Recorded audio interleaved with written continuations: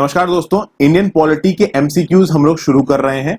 इस वीडियो में मैं 50 क्वेश्चंस के लगभग का कंटेंट आपको बताऊंगा और ये कंटेंट अलग अलग एग्जाम से रिलेटेड है। वो यूपी पीसीएस से रिलेटेड हो सकता है, उत्तराखंड का पीसीएस हो सकता है, यूपीएससी का हो सकता है, राजस्थान का हो सकता है, एमपी पीसीएस का हो सकता है, बीपीएससी का हो सकता है। तो जितने भी नॉर्दर्न स्टेट्स वाले एग्जाम्स हैं, हालांकि ये जो क्वेश्चन है वो आपके साउथ इंडियन स्टेट्स के भी उसमें आए हैं, एग्जाम्स में आए हुए हैं, बट उनसे मैंने उठाया नहीं है। ये मैंने फिलहाल के ये जो राजस्थान, बीपीएससी, यूपी इधर पे जो एग्जाम्स होते हैं उनसे उठा रखे हैं पीसीएस के। तो ऑब्वियस सी बात है, पीसीएस के सारे एग्जाम्स आने वाले हैं, तो उस हिसाब से ये क्वेश्चंस आपके लिए हेल्पफुल हो जाएंगे। जो भी मैं क्वेश्चंस डिस्कस करूंगा उसमें मैंने क्वेश्चंस को जिस तरीके से तैयार किया है, मैंने ऑप्शंस को इसमें इंक्लूड नहीं किया, क्योंकि ऑप्शंस को टाइप करने में बहुत समय जाता है फ्रेंड्स। तो मैं थोड़ा तेजी से वीडियो को अपलोड करना चाहता हूं ताकि आपको वीडियो थोड़ा जल्दी स्पीड से मिल सके। ठीक है, तो ऑप्शंस मैं आपको खुद बताऊंगा, इनके डिटेल सॉल्यूशंस आपको बताऊंगा, तो इस तरीके से आपकी तैयारी हो जाएगी। आप मेरी हिस्ट्री की वीडियो में जाएंगे और पॉलिटी जहां पे वीडियो में जाएंगे वहां पे मैंने ये चीज आपको पहले भी पढ़ा रखी है। यहाँ पे एक तरीके का रिवीजन आपसे साथ हो जाएगा फ्रेंड्स। एक छोटी सी प्रॉब्लम है, ये वीडियो फिलहाल के लिए सिर्फ हिंदी में है, इंग्लिश में मैंने इनको अपलोड नहीं किया है। समय लगा तो मैं इंग्लिश में भी अपलोड करूंगा, बट फिलहाल के लिए केवल हिंदी में आएंगी। तो सबसे पहला सवाल है कि भैया which act of the British parliament abolish the east India company monopoly over trade in India. तो इसमें जो आपका ऑप्शंस थे वो थे कि regulating act of 1773, Pitt's India act of 1784, charter act of 1813 या नन ऑफ द अबव। तो कौन से ब्रिटिश पार्लियामेंट के एक्ट ने ईस्ट इंडिया कंपनी की मोनोपोली को खत्म किया? तो देखिए फ्रेंड्स, 1813 में हुआ ये था। देखिए, नेपोलियन ने तरखाट मचा रखा था initial parts of 19th century में। उसने एक दो मिलान ट्रीटी और दो तीन ऐसे 1806 और 1807 में नियम निकाले, जिससे हुआ ये, जो ब्रिटिश मर्चेंट्स थे ना, वो यूरोप में अपना बिजनेस नहीं कर पा रहे थे, अपना धंधा नहीं चला पा रहे थे, जिसके चलते ब्रिटिश मर्चेंट्स को ये जो इंडियन मार्केट था इसमें घुसने की अपॉर्चुनिटी चाहिए थी, क्योंकि उनका यूरोप में धंधा ठप कर रखा था नेपोलियन ने।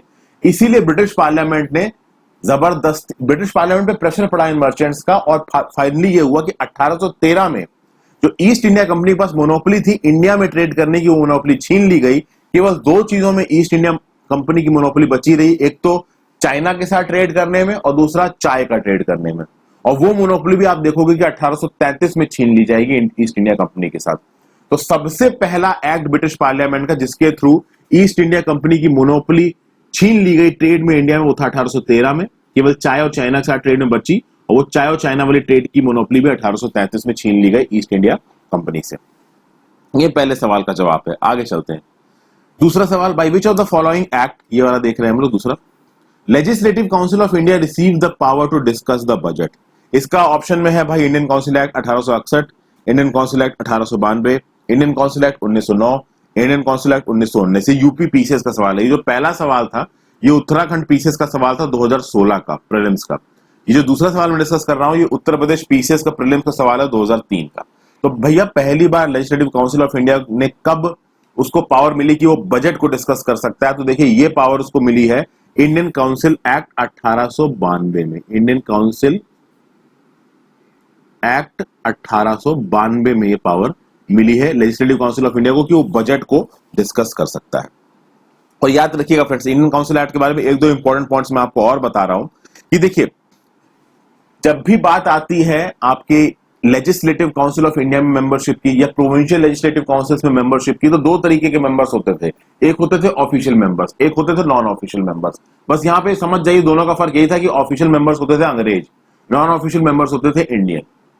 और शुरू में क्या था कि भैया इंडियंस को रिप्रेजेंटेशन देने के लिए नॉन ऑफिशियल मेंबर्स को तो अपॉइंट करने लगे, लेकिन उन नॉन ऑफिशियल मेंबर्स को भी अपॉइंट गोरे ही करते थे, ब्रिटिश सरकार ही करती थी, ईस्ट इंडिया कंपनी ही करती थी। पर हुआ यह कि 1892 में एक चीज लेके आई गई कि भाई जो सेंट्रल लेजिस्लेटिव काउंसिल थी, उस इंडियन लेजिस्लेटिव काउंसिल के कुछ नॉन ऑफिशियल मेंबर्स को Bengal chambers of commerce nominate करेगा और प्रोविंशियल लेजिस्लेटिव काउंसिल्स नॉमिनेट करेगी। ध्यान से सुनिए फ्रेंड्स, ये मैं पहले बता चुका हूं, अपने कान खुले रखिए। यहां पे मैंने नोट्स में भले इंक्लूड नहीं किया है, वो मैंने इसलिए नहीं किया ताकि आपके कान खुले रहें। ध्यान से सुनिए, लेजिस्लेटिव काउंसिल ऑफ इंडिया में पहली बार 1892 में ऐसा हुआ कि भाई कुछ नॉन ऑफिशियल मेंबर्स मतलब इंडियन मेंबर्स को कौन नॉमिनेट करेगा? Bengal chamber of commerce nominate करेगा और प्रोविंशियल लेजिस्लेटिव काउंसिल्स नॉमिनेट करेंगी। ठीक है, उसके बाद यह कहा गया कि जो प्रोविंशियल काउंसिल्स होती हैं, प्रोविंशियल लेजिस्लेटिव काउंसिल्स में कुछ मेंबर्स को, कुछ नॉन ऑफिशियल मेंबर्स को कौन नॉमिनेट करेगा? तो भाई लोकल बॉडीज नॉमिनेट करेंगी, जैसे कि यूनिवर्सिटीज करेंगी, डिस्ट्रिक्ट बोर्ड करेंगे, म्युनिसिपैलिटीज करेंगे। और एक ऐसा ही आप कह सकते हो फ्रेंड्स एनालॉगस प्रोविजन अभी है हमारे कॉन्स्टिट्यूशन में कि जब स्टेट लेजिस्लेटिव काउंसिल की बात होती है, ध्यान दीजिएगा स्टेट लेजिस्लेटिव असेंबली नहीं काउंसिल की बात, तो काउंसिल में जो नॉमिनेटेड मेंबर्स होते हैं उसमें से कुछ मेंबर्स को ये स्कूल सेकेंडरी स्कूल्स और जो टीचर्स वो अलर्ट करके चुनते हैं।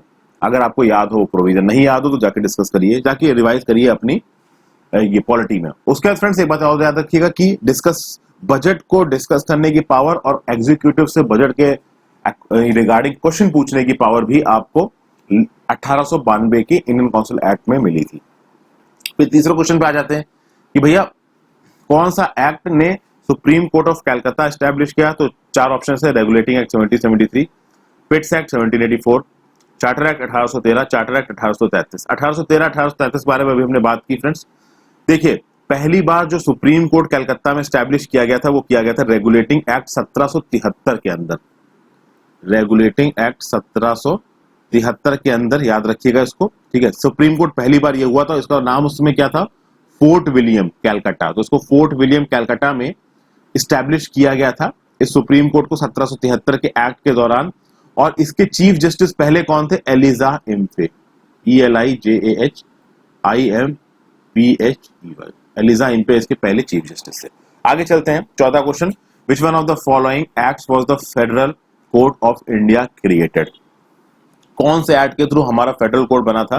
पहला ऑप्शन है इंडियन काउंसिल एक्ट 1861, दूसरा गवर्नमेंट ऑफ इंडिया एक्ट 1909, तीसरा गवर्नमेंट ऑफ इंडिया एक्ट 1919 और चौथा नॉन ऑफ द अबव। देखिए ये वाला जो चौथा सवाल है ना, ये यूपी पीसीएस प्रीलिम्स 2014 में पूछा गया है।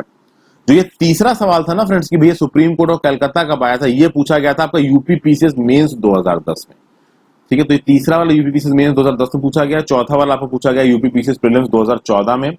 और जो इसका ऑप्शन है फेडरल कोड इंडिया में पहली बार स्टैब्लिश करने की बात हुई थी गवर्नमेंट ऑफ इंडिया एक्ट 1935 के थ्रू। तो गवर्नमेंट ऑफ इंडिया एक्ट 1935 में प्रोविजन किया गया था और एक्चुअली में जो फेडरल कोर्ट स्टैब्लिश हुआ था वो हुआ था 1 अक्टूबर 1937 को। तो 1 अक्टूबर 1937 को ये कोर्ट स्टैब्लिश हुआ था। पहले चीफ जस्टिस थे मॉरिस गौर, MAURICE, उसके बाद गौर GWYER, ये इसके पहले चीफ जस्टिस थे। 1 अक्टूबर 1937 को स्टैब्लिश हुआ था under the provisions of government of India act 1935। बहुत इंपॉर्टेंट फैक्ट्स हैं फ्रेंड्स, इनको याद रखिएगा। आगे चलते हैं फ्रेंड्स, हम बात करेंगे कुछ इंपॉर्टेंट पीस ऑफ इंफॉर्मेशन मैं यहाँ पे आपको बताना चाहूंगा।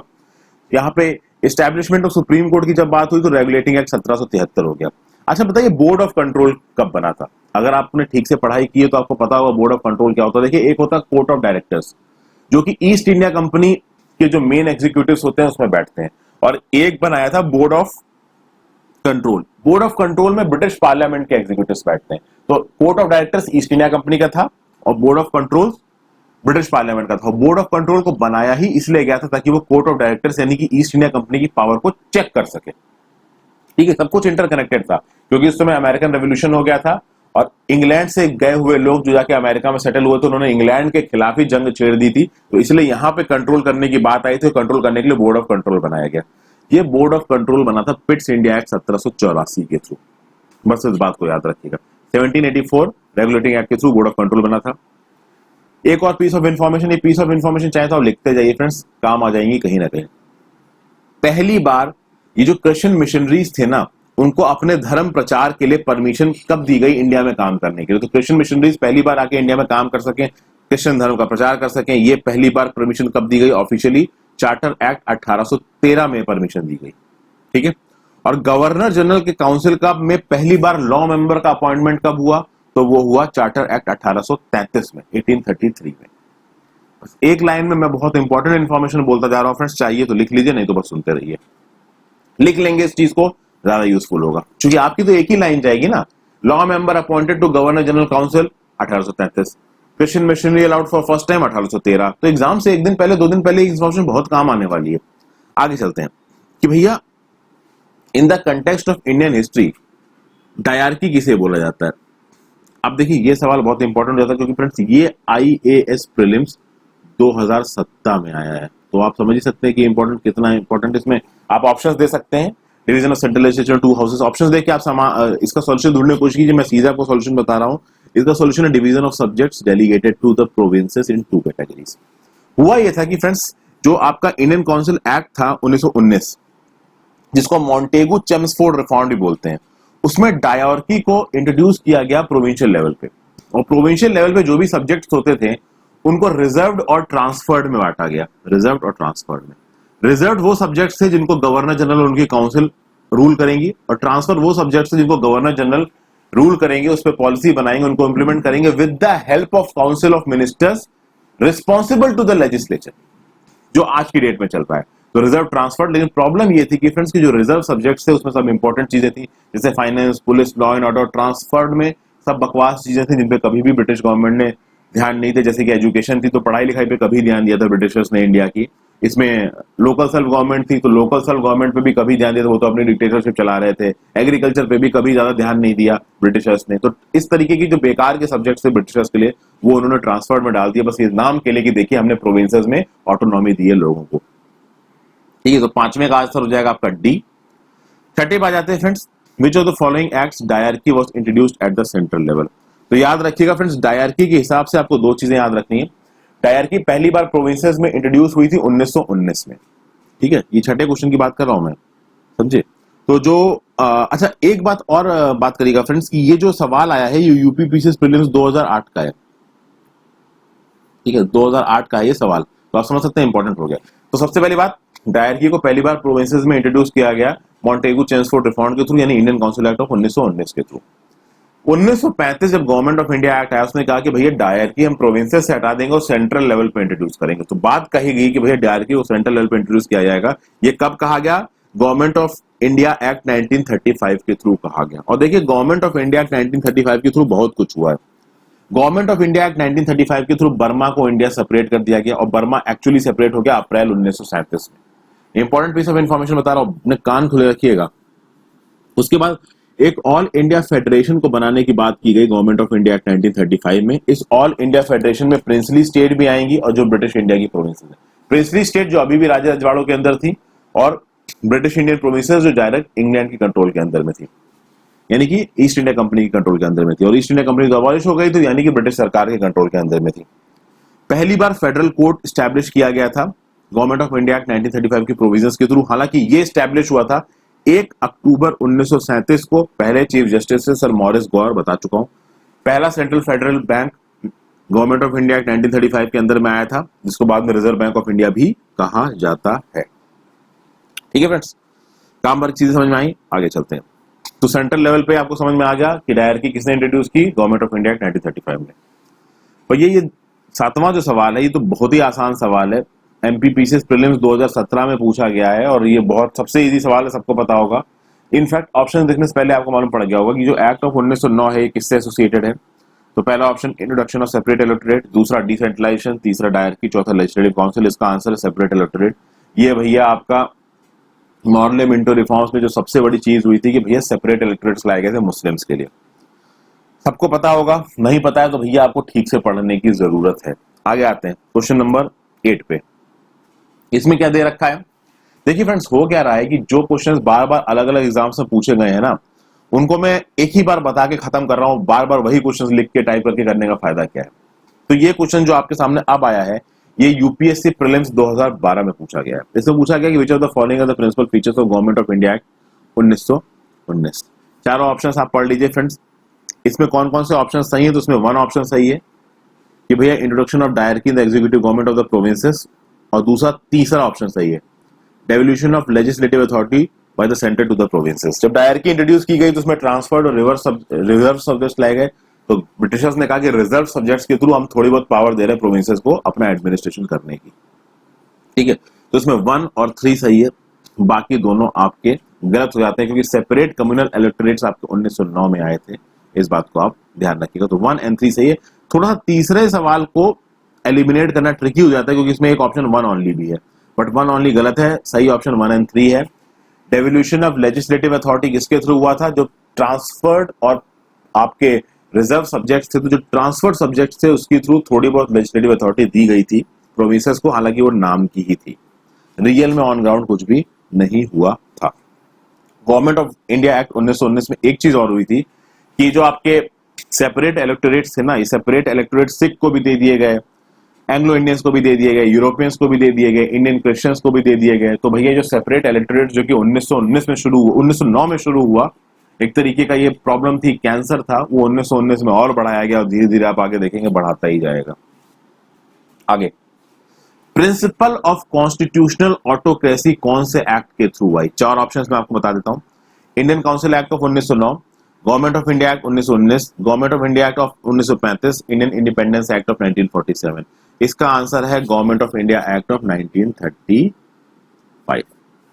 यानी कॉन्स्टिट्यूशनल ऑटोक्रेसी इसके थ्रू आई है। देखिए फ्रेंड्स, भले ही ऑल इंडिया फेडरेशन की बनाने की बात करें, आप सब कुछ कर रहे हो, लेकिन गवर्नर जनरल सेंट्रल पे, उसके बाद डिस्क्रिशनरी पावर्स हैं, और जो भी प्रोविंसेस के गवर्नर्स हैं उनके पास भी डिस्क्रिशनरी पावर्स हैं। तो आपने कॉन्स्टिट्यूशनल तो बनाने की कोशिश की, बट आपने डिस्क्रिशनरी पावर्स देकर उसको ऑटोक्रेसी बना दिया। तो प्रिंसिपल ऑफ कॉन्स्टिट्यूशनल ऑटोक्रेसी की बात जब होगी तो गवर्नमेंट ऑफ इंडिया एक्ट 1935 आएगा। आंख बंद करके आंसर मार दीजिएगा। अब अगला सवाल ये जो सवाल था फ्रेंड्स आपका, प्रिंसिपल ऑफ इंस्टीट्यूशनल ऑटोक्रेसी, ये एमपीपीसीएस प्रीलिम्स 2017 में आया है, तो इंपॉर्टेंट हो जाता है एमपी के पर्सपेक्टिव से, चूंकि एमपी का पेपर भी आने वाला है। 10 से क्वेश्चन पे आते हैं।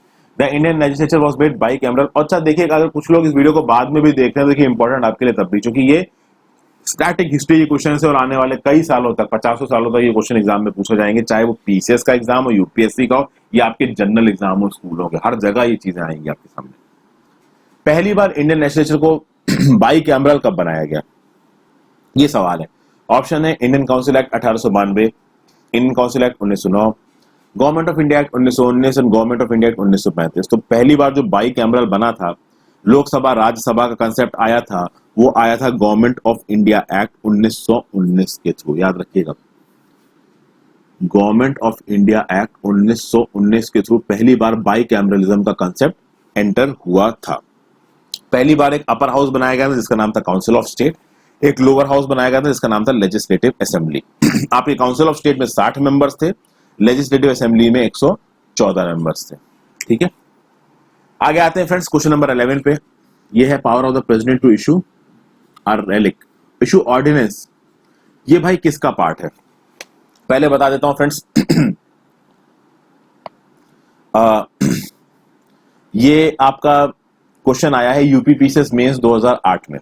ठीक है, इसके ऑप्शंस हैं government of India act 1919, GOI act 1935, GOI act 1909 और इंडियन इंडिपेंडेंस एक्ट 1947। तो ऑर्डिनेंस को देखिए, बात की जाए अगर ऑर्डिनेंस पे, तो ये जो ordinance making power of the president है, ये जो प्रोविजन है, ये उठाया गया है गवर्नमेंट ऑफ इंडिया एक्ट 1935 से। आपको पता है फ्रेंड्स कि हमारे कॉन्स्टिट्यूशन का एक बहुत बड़ा हिस्सा, एक बहुत मैक्सिमम बड़ा पार्ट कहां से उठाया गया है, गवर्नमेंट ऑफ इंडिया एक्ट 1935 से उठाया गया। लेकिन गवर्नर जनरल के पास ऑर्डिनेंस इशू करने की पावर इंडियन काउंसिल एक्ट 1861 से ही आ गई थी। याद रखिएगा फ्रेंड्स, भले ही हमने जो ये लॉ उठाया है कि हाँ ऑर्डिनेंस इशू कर सकता है प्रेसिडेंट। अच्छा एक बात और बताइए, प्रेसिडेंट ऑर्डिनेंस कौन से आर्टिकल के अंदर इशू कर सकता है? Article 123 of the Indian constitution. मैंने पढ़ाया है ये आपको अपने पॉलिटी के वीडियोस में, नहीं भी याद हो तो यहाँ पर रिवाइज कर लीजिए। तो 123 के अंदर जो ऑर्डिनेंस मेकिंग पावर है प्रेसिडेंट, इसको कहां से हमने उठाया? तो गवर्नमेंट ऑफ इंडिया एक्ट 1935 से उठाया। गवर्नमेंट ऑफ इंडिया एक्ट 1935 का एक सेक्शन 42 है, वहां से इसको उठाया गया है। ठीक है फ्रेंड्स, लेकिन गवर्नर जनरल के पास ब्रिटिश इंडिया में पहले से ही ऑर्डिनेंस इशू करने की पावर थी, और वो ऑर्डिनेंस इशू करने की पावर उसको मिली थी इंडियन काउंसिल एक्ट 1861 में। तो अगर आपसे पूछा जाता है कि भैया originally the ordinance making power of the governor general was introduced in which act? Indian Council Act 1861। फिर क्वेश्चन नंबर 12 पे आ जाते हैं फ्रेंड्स। इसे पूछा गया which act for the first time made it possible for Indians to take some share in the administration of the country, यानी पहली बार कुछ हद तक अपने कंट्री के एडमिनिस्ट्रेशन में पार्टिसिपेट करें इंडियंस। ये भैया कौन से एक्ट से हुआ था? ऑप्शंस हैं Indian council act 1861, Indian council government of India act 1858, charter act 1853, charter act 1833। UPPCS prelims 2012 का सवाल है, इसका आंसर है चार्टर एक्ट 1833। Charter act 1833। ये चार्टर एक्ट 1833 क्यों इंपॉर्टेंट होता है फ्रेंड्स? क्योंकि इस चार्टर एक्ट 1833 में एक सेक्शन था जिसका नाम था सेक्शन 87। ठीक है, और इस सेक्शन 87 में ऐसा क्या लिखा था? सेक्शन 87 में लिखा था भैया कि कोई भी पर्सन ऑफ इंडिया, उसको कंपनी की किसी जॉब में इस बेसिस पे डिबार नहीं किया जाएगा कि वो किसी एक पर्टिकुलर प्लेस से बिलोंग करता है, किसी रिलीजन से बिलोंग करता है, इस जगह पे जन्म हुआ है, उसका ये कलर है, ये उसकी डिसेंट है, इस बेसिस पे उसको जॉब से हटाया नहीं जाएगा। तो इस बेसिस पे आप कह सकते हो कि section 87 was of charter act 1833 was a boon for Indians, ठीक है, एटलीस्ट ऑन पेपर, क्योंकि रियल में तो बहुत ज्यादा चीजें जल्दी से चेंज नहीं हुई थी। क्वेश्चन नंबर 13 की बात कर लेते हैं। ये यूपीएससी प्रीलिम्स 2012 का क्वेश्चन है, तो इंपॉर्टेंट हो जाता है फ्रेंड्स। यूपीएससी प्रीलिम्स के क्वेश्चंस बहुत रिपीट होते हैं पीसीएस टाइप के एग्जामों में। तो इसमें कहा गया कि the distribution of powers between the centres and states in the Indian constitution is based on the scheme provided in. 4 options आपके सामने दे रखे हैं, सोच के बताइए इसका आंसर क्या होने वाला है। तो भैया इसका आंसर होने वाला है government of India act 1935 friends. इसका आंसर है government of India act 1935, option C, ठीक है। अच्छा, यहां पे देखिएगा फ्रेंड्स, ऐसा हुआ क्यों? क्योंकि हुआ ये कि भैया यहाँ पे सेंटर में डायरकी की बात हुई, ठीक है। हालांकि वो डायरकी कभी स्टैब्लिश नहीं हुई और एक ऑल इंडिया फेडरेशन बनाने की बात हुई, तो उसके थ्रू ये बोला गया कि भैया स्टेट की ये पावर्स होंगी, सेंटर की ये पावर्स होंगी। और आज की डेट में भी आप देखते हो union list, state list, concurrent list, तो ये प्रोविजन भी आपका इसी एक्ट से आया है। तो पहली बार जो सेंटर और स्टेट्स के बीच में पावर डिस्ट्रीब्यूट की गई थी वो गवर्नमेंट ऑफ इंडिया एक्ट 1935 के थ्रू की गई थी। अगले क्वेश्चन पे आते हैं फ्रेंड्स, क्वेश्चन नंबर 14 पे, कि भाई the provision for the establishment of an all India federation. तो ये जो फेडरेशन, ऑल इंडिया फेडरेशन को बनाने की बात कही गई थी, इसके ऑप्शंस भी मैं बोल देता हूं friends. Government of India act 1935, August offer 1940, government of India act 1919 और कैबिनेट मिशन प्रपोजल 1946। देखिए ये तो फ्रेंड्स मैं भी अभी तक आपसे बहुत बार डिस्कस कर चुका हूं। वैसे ये जो 14वां सवाल है ये यूपी पीसीएस मेंस 2012 का सवाल है। इसका आंसर है गवर्नमेंट ऑफ इंडिया एक्ट 1935। जहां ऑल इंडिया फेडरेशन आ जाए फ्रेंड्स, सीधे आंख बंद करके गवर्नमेंट ऑफ इंडिया एक्ट 1935 मार दीजिएगा। लेकिन आंख बंद करने फ्रेंड्स बिल्कुल मत बंद कर लीजिएगा, क्योंकि आज की डेट में पेपर मुश्किल आ रहे हैं। हर पीसेस के सवाल इतने आसान नहीं हुए, क्योंकि कट ऑफ बहुत ऊपर जा रही है, तो कुछ क्वेश्चन में कैच हो सकता है। तो क्वेश्चन को पढ़िएगा बहुत ध्यान से, ठीक है। उसके बाद अगर देखा जाए तो ये जो फेडरल पॉलिटी वाला जो सवाल है, ऑल इंडिया फेडरेशन वाला जो सवाल है, ये बहुत से, अब जैसा कि मैंने आपको बताया ये सवाल बहुत बार पूछा गया है फ्रेंड्स, ठीक है। ऑल इंडिया फेडरेशन वाला यूपी पीसीएस मेंस में पूछा गया है और 2-3 बार पूछा गया यूपी पीसीएस मेंस में, प्रीलिम्स में पूछा गया, बाकी एग्जामों में भी पूछा गया, छोटे मोटे बड़े हर तरीके के एग्जाम में। और पूरे चांसेस है कि दोबारा इस तरीके के क्वेश्चंस को पूछा जा सकता है, ठीक है फ्रेंड्स। अब अगला क्वेश्चन ये है कि भाई जो फेडरेशन आया था आपका गवर्नमेंट ऑफ इंडिया एक्ट 1935 में, क्वेश्चन नंबर 15 की बात कर रहा हूं मैं, ठीक है फ्रेंड्स। ये क्वेश्चन नंबर 15 भी आपका यूपी पीसीएस मेंस 2008 का क्वेश्चन है। तो जो गवर्नमेंट ऑफ इंडिया एक्ट 1935 के थ्रू फेडरेशन आया था, उसमें रेजिडुअरी पावर्स किसको दी गई थी? ऑप्शन है federal legislature, provincial legislature, governor general, provincial governor. याद रखिएगा रेजिडुअरी पावर्स आपकी थी गवर्नर जनरल के पास, ठीक है फ्रेंड्स। गवर्नर जनरल के पास रेजिडुअरी पावर्स थी। अभी की डेट में रेजिडुअरी पावर्स यूनियन गवर्नमेंट पास होती हैं, यूनियन लिस्ट में चली जाएंगी। आपको पता है friends, union list, state list, concurrent list, 3 लिस्टें होती हैं। रेजिडुअरी पावर सेंट्रल गवर्नमेंट के पास होती हैं, उस समय पे गवर्नर जनरल के पास थी। आगे चलते हैं। ये क्वेश्चन है फ्रेंड्स यूपी पीसीएस मेंस 2010 का क्वेश्चन है, question number 16 UP PCS mains 2010 का। ये एक इंपॉर्टेंट क्वेश्चन बनता है फ्रेंड्स, अच्छा क्वेश्चन है, इंपॉर्टेंट तो नहीं कहूंगा मैं, है तो आसानी। इसमें पूछा गया कि which of the following is not an important and permanent constituent of the constitutional history of India as adopted in government of India act 1935। यानी गवर्नमेंट ऑफ इंडिया एक्ट 1935 के थ्रू जो भी प्रोविजंस आए थे, इनमें से कौन सा प्रोविजन सही नहीं है? तो देखिए इसका ऑप्शन है, आंसर है ऑप्शन 1। ऑप्शन 1 सही नहीं है, क्योंकि गवर्नमेंट ऑफ इंडिया एक्ट 1935 में written constitution for the country की बात नहीं की गई है, बाकी सबकी बात की गई है। याद रखिएगा। अच्छा, यहां पे एक सवाल यह आता है कि पहली बार इंडिया के लिए रिटन कॉन्स्टिट्यूशन की बात कब की गई? तो पहली बार इंडिया के लिए रिटन कॉन्स्टिट्यूशन की बात की गई क्रिप्स मिशन 1942 में। तो भैया क्रिप्स मिशन 1942 आया था 1942 के टाइम पे। देखिए हुआ ये था फ्रेंड्स कि वर्ल्ड वॉर 2 चल रहा था, 1939 से 1945 चला था, और इंग्लैंड जो था वो शुरुआत में थोड़ी बहुत हार रही थी। तो उसके चक्कर में हुआ ये कि इंग्लिशमैन चाहते थे कि भैया इंडियंस की मदद मिले वॉर में। इंडियंस सेल्फ गवर्नमेंट मांग रहे थे, सेल्फ गवर्नमेंट नहीं एक्चुअली पूरी इंडिपेंडेंस मांग रहे थे। सेल्फ गवर्नमेंट तो वो 1930 तक मांग रहे थे। उसके बाद कहा कि भैया हमको पूरा इंडिपेंडेंस दो। तो इंग्लिश ने क्रिप्स मिशन के थ्रू ये शर्त रखी कि आप एक बार सेकेंड वर्ल्ड वॉर खत्म हो जाने दो, सेकेंड वर्ल्ड वॉर के बाद हम एक इलेक्टेड कॉन्स्टिट्यूएंट असेंबली बनाएंगे जो इंडिया का कॉन्स्टिट्यूशन ड्राफ्ट करेगी। ये क्रिप्स मिशन 1942 में पहली बार कहा गया था। तो पहली बार रिटन कॉन्स्टिट्यूशन के बारे में किसी इंग्लिश मिशन के थ्रू क्रिप्स मिशन 1942 में बोला गया था, ठीक है। क्वेश्चन नंबर 17 की बात कर लेते हैं फ्रेंड्स। यहां पे पूछा गया कि विच one of the following is not a salient feature of the government of India act 1935। ये जो क्वेश्चन है ना फ्रेंड्स, ये आपका आरएएस में पूछा गया, राजस्थान एडमिनिस्ट्रेटिव सर्विसेज 2016 के एग्जाम का ये क्वेश्चन है। आप इसके ऑप्शंस पढ़ लीजिए। मैं आपको सीधे बताता हूं नॉट अ सैलिएंट फीचर। तो देखिए फ्रेंड्स, यहाँ पे अभी थोड़ी देर पहले मैंने आपको बताया कि जो रेजिडुअरी सब्जेक्ट्स थे वो गवर्नर जनरल के पास थे, और यहाँ पे ऑप्शन दे रखा है रेजिडुअरी सब्जेक्ट्स और एलोकेटेड टू प्रोविंशियल लेजिस्लेचर्स। ठीक है फ्रेंड्स, तो आप ऑब्वियसली बात समझ सकते हैं, ये आपका ऑप्शन 3 है। तो रेजिडुअरी सब्जेक्ट्स आपके प्रोविंशियल लेजिस्लेचर्स के पास नहीं थे, ये गवर्नर जनरल के पास थे, तो ऑप्शन 3 सीधे सीधे गलत हो जाता है यहाँ पे। तो अगर कुछ स्पेसिफिक पीस ऑफ इंफॉर्मेशन है तो इस सवाल आप तुरंत कर सकते हैं। बाकी डायरेक्टरी आपकी प्रोविजनल लेवल से हटाई गई थी, सेंटर पे लाई गई थी, ये भी मैं आपको बता चुका हूं। प्रोविंशियल ऑटोनॉमी थोड़ी बड़ी दी गई थी, ये भी बता चुका हूं, और ऑल इंडिया फेडरेशन भी आपको बता चुका हूं। तो तीनों सही है और तीसरा गलत है। आगे चलते हैं भाई। गवर्नमेंट ऑफ इंडिया 1935 क्यों इंपॉर्टेंट है? इसके 4 ऑप्शन है, 4 ऑप्शन पढ़ने की जरूरत नहीं है। ज्यादातर जो हमारा संविधान उठाया गया है वो गवर्नमेंट ऑफ इंडिया 1935 से उठाया गया, इसलिए इंपॉर्टेंट है। क्वेश्चन नंबर 19 पे आते हैं फ्रेंड्स कि भैया which one of the following act led to the separation of Burma from India. इसका सॉल्यूशन भी फ्रेंड्स मैं पहले ही इसी वीडियो में बोल चुका हूं। गवर्नमेंट ऑफ इंडिया एक्ट 1935 में ही ये प्रोविजन था कि भैया बर्मा को अलग करना, और अप्रैल 1937 में बर्मा अलग कर दिया गया था। तो इसका आंसर भी आपका क्या होगा? Government of India act 1935। ये भी आपकी यूपी के 2015 के एग्जाम में पूछा गया है, एमपी में पूछा गया, बहुत जगहों पे ये एग्जाम पूछा गया है। अगला जरूरी हो जाता है friends, in how many provinces was the Congress ministry formed in the election of the year 1937। Government of India 1935 के प्रोविजंस के अंदर भाई कांग्रेस ने भी पार्टिसिपेट किया था, मुस्लिम लीग ने भी पार्टिसिपेट किया था।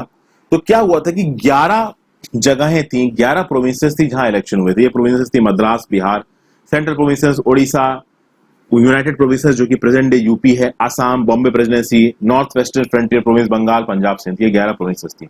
इन 11 में से कांग्रेस की सरकार बनी थी 8 प्रोविंसेस में।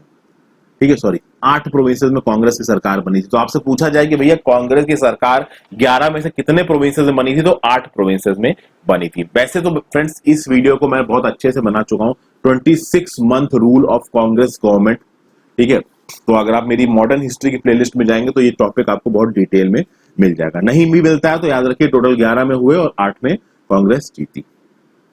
ओके, इससे मुस्लिम लीग से रिलेटेड क्वेश्चन इंडिया में तो खैर नहीं पूछा जाएगा। आगे चलते हैं कि भाई the proposal for framing the constitution of India by an elected constituent assembly was made by. फिर सुनिएगा, the proposal for framing the constitution of India by an elected constituent assembly was made by. क्या इसको मुझे बताने की जरूरत है? क्या थोड़ी देर पहले मैंने आपको इसका आंसर बताया है?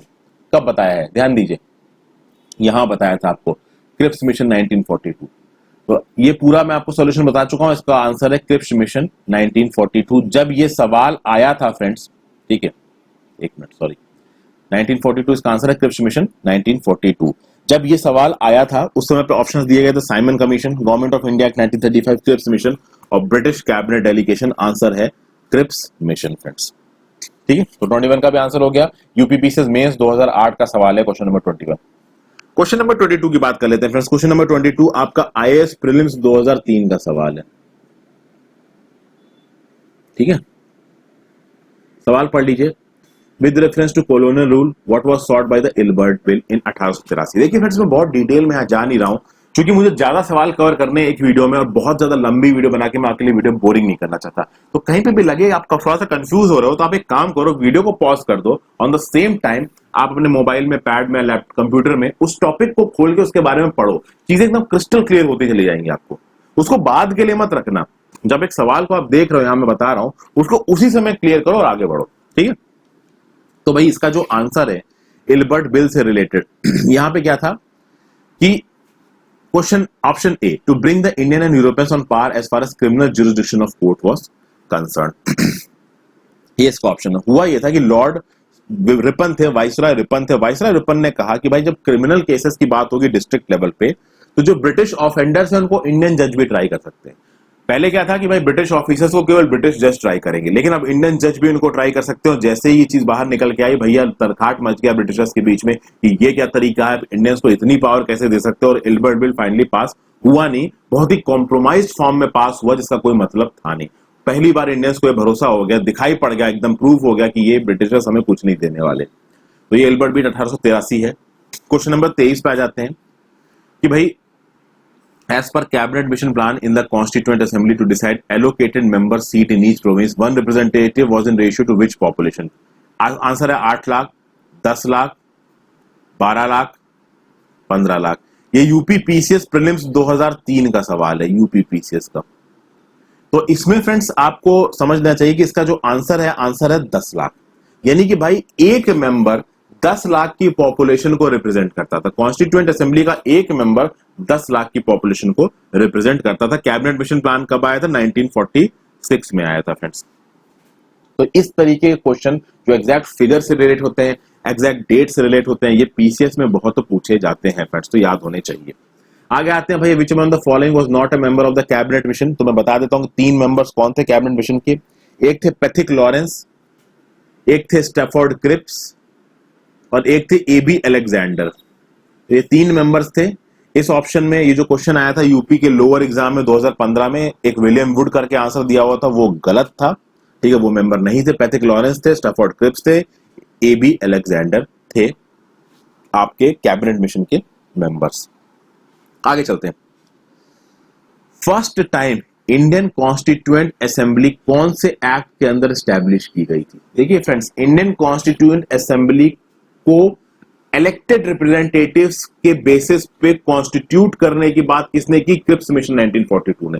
लेकिन पहली बार स्टैब्लिश कौन से एक्ट के अंदर हुई? तो इसके ऑप्शन है government of India act 1935, Cripps mission 1942, cabinet mission 1946, Indian independence act 1947। इसका आंसर है कैबिनेट मिशन 1946। कैबिनेट मिशन 1946 के अंदर पहली बार आपकी इंडियन कॉन्स्टिट्यूएंट असेंबली को स्टैब्लिश किया गया। ठीक है फ्रेंड्स, समझ गए इस बात को? आगे चलते हैं 26 पे। In the interim government formed in 1946 the vice president of the executive council कौन था? यहां पे आप कुछ इंपॉर्टेंट पीस ऑफ इंफॉर्मेशन मैं आपको बताऊंगा फ्रेंड्स, बहुत ध्यान से सुनिएगा। पहली बात तो इंडियन इंटरिम गवर्नमेंट बनेगी, इस चीज का अनाउंसमेंट कब हुआ? तो देखिए, इंटरिम गवर्नमेंट बनेगी, इस चीज का अनाउंसमेंट हुआ 24 अगस्त 1946 को अनाउंसमेंट।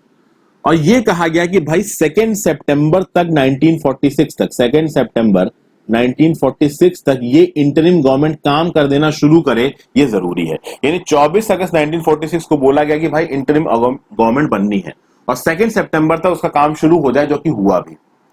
इस इंटरिम गवर्नमेंट की अगर बात की जाए तो इसके जो प्रेसिडेंट थे, इसके एग्जीक्यूटिव काउंसिल के जो प्रेसिडेंट थे वो थे उस समय के वाइसरॉय, और इसके जो वाइस प्रेसिडेंट थे वो बने हमारे चाचा नेहरू, जवाहरलाल नेहरू जी।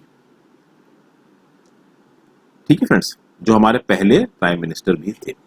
पहले वाइस प्रेसिडेंट कौन थे? जवाहरलाल नेहरू जी। प्रेसिडेंट आपसे नहीं पूछा जाएगा क्योंकि वो वाइसरॉय थे, ब्रिटिश वाइसरॉय। याद रखिएगा, पूछ दिया जाए तो जवाब दे दीजिएगा, आपको पता चल चुका है। ये कुछ इंपॉर्टेंट चीजें बता रहा हूं फ्रेंड्स मैं आपको। ठीक है, अलग अलग जगहों से मैंने किया है, अपने रजिस्टर में मैंने इनके नोट्स बनाए हैं और उसके बाद मैं आपको इस चीज को टेकअप कर रहा हूं। आई होप आपको वीडियो पसंद जरूर आ रही हो। ठीक है, आपने व्यूज भी जरूर बताइएगा मुझे कमेंट्स में। वीडियो थोड़ी लंबी हो रही है बट सवाल 50 सवालों कंटेंट में डिस्कस कर रहा हूं, तो ऑब्वियसली यार वीडियो तो लंबी होने वाली है। 27वां क्वेश्चन है, ये 27वां क्वेश्चन यूपी पीसीएस मेंस 2010 में पूछा गया है। इस क्वेश्चन में ये पूछा गया कि भैया इसमें से कौन मेंबर नहीं था इंटरिम नेशनल गवर्नमेंट का, जो अगस्त 1946 में जिसको बनाने की बात कही गई थी। तो अगस्त, अभी मैंने बताया 24 अगस्त 1946 में अनाउंसमेंट हुआ था ये बनेगी, 2 सितंबर 1946 में ये मिलेगी। कॉन्स्टिट्यूट 2 सितंबर 1946 को ही हुई थी। तो ऑप्शंस थे इस सवाल के, सी राजगोपालाचारी, चक्रवर्ती राजगोपालाचारी, फिर दूसरे डॉक्टर राजेंद्र प्रसाद, तीसरे डॉक्टर सर्वपल्ली राधाकृष्णन, चौथे जगजीवन राम। तो भैया देखिए, नेशनल इंटरिम, जब इंटरिम गवर्नमेंट बनी थी अगस्त 1946 में, जब अनाउंसमेंट हुआ तब बनी थी 2 सितंबर 1946 को। तो अभी मैंने आपको बताया कि भाई जवाहरलाल नेहरू वाइस प्रेसिडेंट थे, सी राजगोपालाचारी जो थे ना वो थे आपके education minister, doctor Rajendra Prasad थे आपके फूड एंड एग्रीकल्चर मिनिस्टर, और जगजीवन राम थे आपके minister of labour. Doctor Sarvepalli Radhakrishnan interim national government के पार्ट नहीं थे। अब इस तरीके के जो सवाल होते हैं फ्रेंड्स, ये काफी टफ होते हैं, इसमें बहुत ज्यादा लर्निंग मेमोरी, रटंत विद्या की जरूरत होती है। तो अगर आपको नहीं भी याद है तो देखिए, इतना जरूर याद रखिए कि जो पीस ऑफ इंफॉर्मेशन मैंने अभी बताई, चूंकि पहले के एग्जाम्स में आ चुका है, तो चांसेस है कि पूछा जा सकता है। इसलिए जितना मैंने अभी बताया है उतना भी आप याद रख लेंगे तो बहुत होगा। तो मतलब सी राजगोपालाचारी एजुकेशन मिनिस्टर थे, Rajendra Prasad food and agriculture minister थे, Jagjivan Ram minister of labour थे, Sarvepalli Radhakrishnan interim national government जो कि सितंबर 1946 में बनी थी, 2 सितंबर 1946 को कॉन्स्टिट्यूट हुई थी, इसका अनाउंसमेंट हो गया था अगस्त 1946 में, सी सर्वपल्ली राधाकृष्णन उसके मेंबर नहीं थे। आगे बढ़ते हैं, ये क्वेश्चन नंबर 28 की बात कर लेते हैं फ्रेंड्स। वेबल प्लान की बात कर रहा, आप एक बार इस क्वेश्चन को पढ़ें, ठीक है, और पढ़ने के बाद आप इसके सवाल को मतलब कोशिश करें कि आप इसका सवाल कुछ घूम पा रहे हैं, कुछ निकल पा रहे हैं। वेबल प्लान के साथ एक चीज और जुड़ी हुई है, शिमला कॉन्फ्रेंस में, और उसके बेसिस पे आप शायद इस चीज का सवाल दे पाओ। देखिए इसका जो सही सवाल है वो है A is true but R is false। Option कौन सा है? सी ऑप्शन सही है। क्या वेबल प्लान शिमला कॉन्फ्रेंस में बोला गया था कि भाई हिंदू और मुस्लिम मेंबर्स एग्जीक्यूटिव काउंसिल में बराबर होंगे? देखिए 14 मेंबर्स थे एग्जीक्यूटिव काउंसिल में, जिसमें भैया एक तो वाइसरॉय थे, ठीक है, उनको आप अलग हटा दो, ठीक है, sorry governor general, viceroy governor general, जो एक तो गवर्नर जनरल ही थे और एक मिनिस्टर ऑफ डिफेंस थे। तो ये 2 सीटें आपकी इंडियंस को नहीं दी जाएगी थी, बोला गया था बाकी 12 सीटों में 6 सीटें आपकी मुस्लिम्स को दी जाएंगी, 6 हिंदू को दी जाएंगी, ऐसा बोला गया। इसमें जिन्ना जी ने एक शर्त रख दी कि जो 6 सीटें मुस्लिम्स को दी गई हैं उनको नॉमिनेट करने का हक केवल मुस्लिम लीग को है, और यहां पे सारी बात बिगड़ गई। तो शिमला में कॉन्फ्रेंस बुलाई गई थी, काफी बातचीत हुई थी, 14 में से 12 सीटें इंडियंस को दी जा रही थी, जिसमें 6 हिंदूज थे, 6 मुस्लिम थे, और जिन्ना ने बोल दिया कि जो 6 मुस्लिम है ये सारे के सारे मुस्लिम लीग नॉमिनेट करेगा। बात बिगड़ गई और वेबल प्लान भी पास नहीं हुआ। ठीक है, आगे चलते हैं। Question number 29, who give the idea of a constituent assembly. ये 29 वाला क्वेश्चन थोड़ा अलग टाइप का है फ्रेंड्स, क्योंकि ये आईएएस प्रीलिम्स 2000 यूपीएससी प्रीलिम्स 1996 में पूछा गया है। इसमें क्या बोला गया कि who give the idea of a constituent assembly firstly for the formation of constitution of India. इसमें ऑप्शन थे Swaraj party 1934, Congress party 1936, Muslim league 1942, all party conference 1946।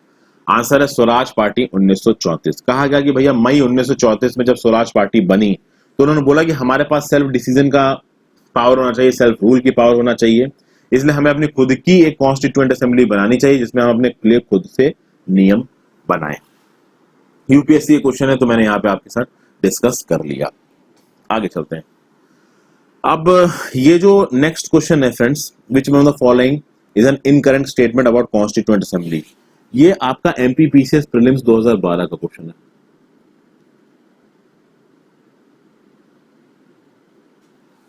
तो ऑप्शंस देखिए फ्रेंड्स और इन बेसिस पे ऑप्शंस के बताइए। इसमें जो गलत ऑप्शन है, इनकरेक्ट स्टेटमेंट है, वो है ये तीसरा वाला, सी ऑप्शन कह लीजिए, तीसरा कह लीजिए। It was selected on the basis of universal adult franchise. उस समय पे जो कॉन्स्टिट्यूएंट असेंबली थी ना फ्रेंड्स, यूनिवर्सल एडल्ट फ्रेंचाइज के बेसिस पे वो इलेक्ट हो, ये तो देखिए पॉसिबल ही नहीं था। क्यों पॉसिबल नहीं था? उस समय पे इतनी गरीबी थी, लोगों को पता ही नहीं था कि ये वोटिंग होती क्या है, बिल्कुल नहीं पता था। तो ये तीसरा वाला तो सीधे सीधे गलत हो जाता है। बाकी ये माइनॉरिटी कम्युनिटीज को ठीक से रिप्रेजेंटेशन दिया गया था, सही है। ड्राफ्टिंग कमेटी बहुत इंपॉर्टेंट कमेटी थी जिसके हेड थे आपके बी आर अम्बेडकर, जिन्होंने पूरा का पूरा कॉन्स्टिट्यूशन बनाया। पहला स्टेटमेंट भी सही है। और चौथा स्टेटमेंट में आप कंफ्यूज हो सकते हो, क्योंकि एक्ट ऑफ 1935 का छठा शेड्यूल तो आपको नहीं याद रहने वाला है पेपर में, बट अगर आपको तीसरा ऑप्शन पता है फ्रेंड्स तो आप आसानी से इस सवाल को अटेम्प्ट कर सकते हो, क्वेश्चन नंबर 30 को। तो यूनिवर्सल एडल्ट फ्रेंचाइज का कोई कंसेप्ट नहीं था। अब सवाल ये आता है कि भैया कॉन्स्टिट्यूएंट असेंबली के मेंबर्स को किस बेसिस पे इलेक्ट किया गया था, इसकी बात अभी हम थोड़ी ही देर में करेंगे। आगे चलते हैं। अब देखिए इसके आगे आ जाते हैं फ्रेंड्स।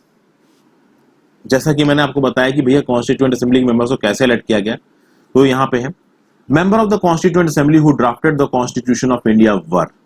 ऑप्शन ये आईएएस यूपीएससी प्रीलिम्स 2002 का क्वेश्चन है फ्रेंड्स, याद रखिएगा, इंपॉर्टेंट हो जाता है। Nominated by British parliament, nominated by Governor General, elected by legislative assemblies of various provinces, elected by Indian National Congress and Muslim League। याद रखिएगा फ्रेंड्स, कॉन्स्टिट्यूएंट असेंबली जो बनी थी, जिसने इंडिया का कॉन्स्टिट्यूशन बनाया है, उसके मेंबर्स को अलग अलग जो प्रोविंसेस थी ना, उनकी लेजिस्लेटिव असेंबली के मेंबर्स ने इलेक्ट किया था, यानी elected by legislative assemblies of provinces. ये है इसका आंसर। और ये सवाल बहुत से क्वेश्चन में आया था, चूंकि आईएएस प्रीलिम्स 2002 में भी पूछा गया है, आईएएस प्रीलिम्स 2013 में भी पूछा गया है, यूपी पीसीएस प्रीलिम्स में पूछा गया है, एमपी पीसीएस प्रीलिम्स में पूछा गया है, छत्तीसगढ़ में भी पूछा गया है, बहुत जगहों पे सवाल को पूछा गया है।